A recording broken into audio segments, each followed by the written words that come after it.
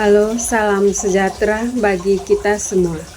Saya Maria Rosmiyanti Kota, mahasiswa Fakultas Hukum dan Sosial Humaniora, Program Studi Ilmu Hukum Universitas Flores ND. Pada kesempatan ini, saya akan memaparkan analis masalah hukum dengan perspektif filsafat hukum yang mengandung aliran filsafat hukum feminisme. Narasi ini disusun untuk memenuhi tugas mata kuliah filsafat hukum. Saya mengucapkan terima kasih kepada Bapak Agustinus F. Pascalino Dadi, S.Phil, M. Hum, selaku dosen pengampu mata kuliah filsafat hukum atas bimbingan dan arahan yang diberikan. Berikut adalah contoh kasus kekerasan seksual dalam perkawinan di Indonesia sebelum berlakunya Undang-Undang Penghapusan Kekerasan Seksual.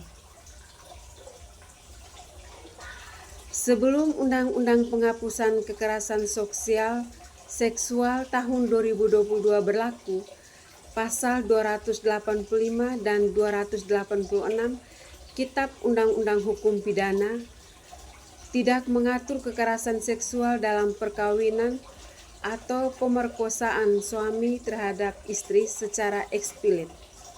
Hal ini menyebabkan banyak korban sulit memperoleh keadilan karena hukum dianggap membenarkan dominasi seksual suami atas istri di ranah privat. Terjadinya kasus kekerasan seksual dalam perkawinan di mana suami melakukan hubungan seksual dengan istri tanpa persetujuan. Hukum lama tidak mengakui ini sebagai kejahatan, sehingga korban sulit mendapatkan dan pemulihan. Yang terlibat dalam kasus kekerasan seksual dalam perkawinan itu yaitu korban, pelaku, dan pihak terkait. Yang dimaksud dengan korban yaitu perempuan yang mengalami kekerasan seksual dari suami.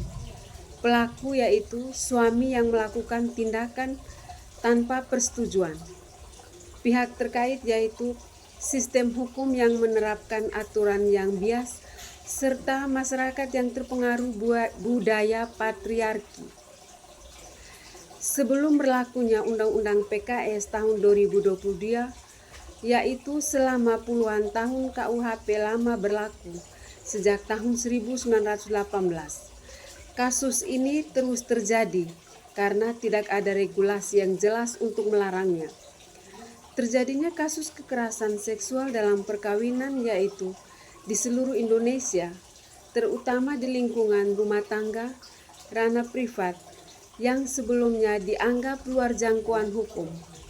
Dalam hal ini, hubungan seksual suami istri.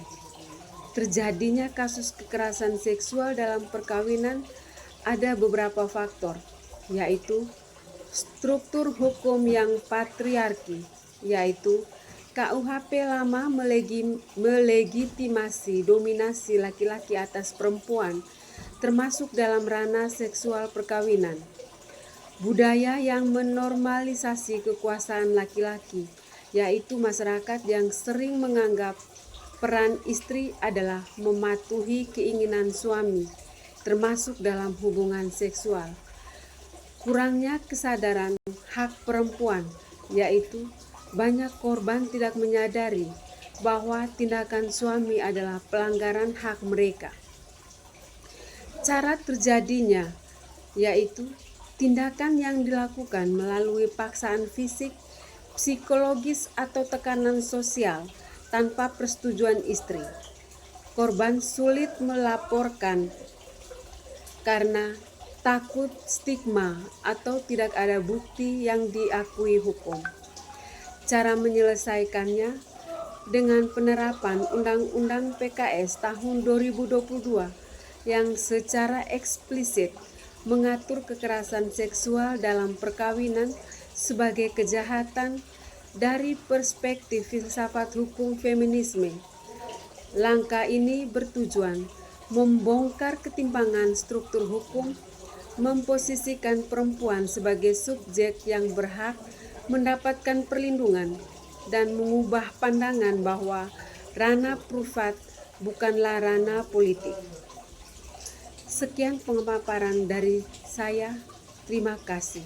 Semoga pemaparan ini dapat menambah wawasan Anda, dan apabila ada tutur kata yang kurang berkenan di hati Anda, mohon untuk dimaafkan. Selamat siang dan sampai jumpa.